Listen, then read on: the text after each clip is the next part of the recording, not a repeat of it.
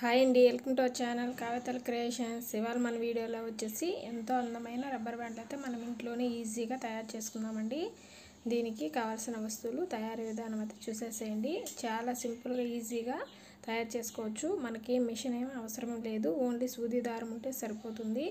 ఈ రెండిటితోనే మనం వేస్ట్గా పడేసే మూతలతోనే ఈ రబ్బర్ బ్యాండ్లు అయితే మన ఇంట్లోనే తయారు చేసుకోవచ్చు. మీ దగ్గర ఏదైనా అట్ట ముక్క, కొంచెం లావుగా ఉన్న అట్ట ముక్కను అయితే తీసుకొని దాన్ని ఈ విధంగా రౌండ్ షేప్లో అయితే కట్ చేసుకోండి. కట్ చేసుకున్న అట్ట ముక్కను పెట్టి మనం రబ్బర్ బ్యాండ్ చేయాలనుకునే క్లాత్ మీద పెట్టి ఈ విధంగా అయితే కట్ చేసుకోండి. కొంచెం మనం కట్ చేసి పెట్టుకున్న అట్ట ముక్క కంటే కొంచెం పెద్ద సైజులో ఈ క్లాత్ని అయితే కట్ చేసుకోవాలి. ఈ క్లాత్ని ఈ విధంగా అంచులంతా సూది దారం తీసుకొని ఈ విధంగా అయితే స్టిచ్చింగ్ అనేది చేసుకోండి. వీడియోని ఎక్కడ స్కిప్ చేయకుండా చూడండి, అప్పుడే మీకు నీట్గా అర్థమవుతుంది. చాలా ఈజీగా, సింపుల్గా ఒక 5 నిమిషాల్లో మనం రబ్బర్ బ్యాండ్ అయితే తయారు చేసుకోవచ్చు. రూపాయి ఖర్చు లేకుండా ఎంతో అందమైన రబ్బర్ బ్యాండ్ అయితే తయారైపోతుంది.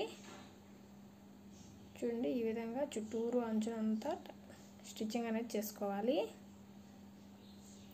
మనం కట్ చేసి పెట్టుకున్న అట్ట ముక్కని ఈ విధంగా పెట్టుకుంటూ స్టిచ్చింగ్ అనేది చేసుకుంటే మీకు నీట్గా వచ్చేస్తుంది. చూడండి, ఇప్పుడు ఈ విధంగా దారాన్ని అయితే తీసుకోండి. చూడండి ఎంత నీట్గా వచ్చేసిందో. ఇప్పుడు దీని మధ్యలో అయితే నీట్గా స్టిచ్చింగ్ అయితే చేసుకోవాలి. ఈ విధంగా నీట్గా స్టిచ్చింగ్ అయితే చేసుకోండి. ఈ విధంగా స్టిచ్చింగ్ చేసుకొని పక్కన పెట్టుకోండి. ఇప్పుడు మనం తీసుకున్న ప్లాస్టిక్ మొత్తం తీసుకొని మనం క్లాత్ తీసుకున్నాం కదండి, ఆ క్లాత్లో పెట్టి ఈ విధంగా అయితే దారంతో చుట్టుకోండి. గట్టిగా మూత అనేది ఊడిపోకుండా ఉండేటట్టుగా నీట్గా గట్టిగా చుట్టేసుకున్నారంటే ఈ విధంగా అయితే వచ్చేస్తుంది. ఇలా వచ్చిన దాన్ని చూడండి నీట్గా కట్ చేసేసుకోండి.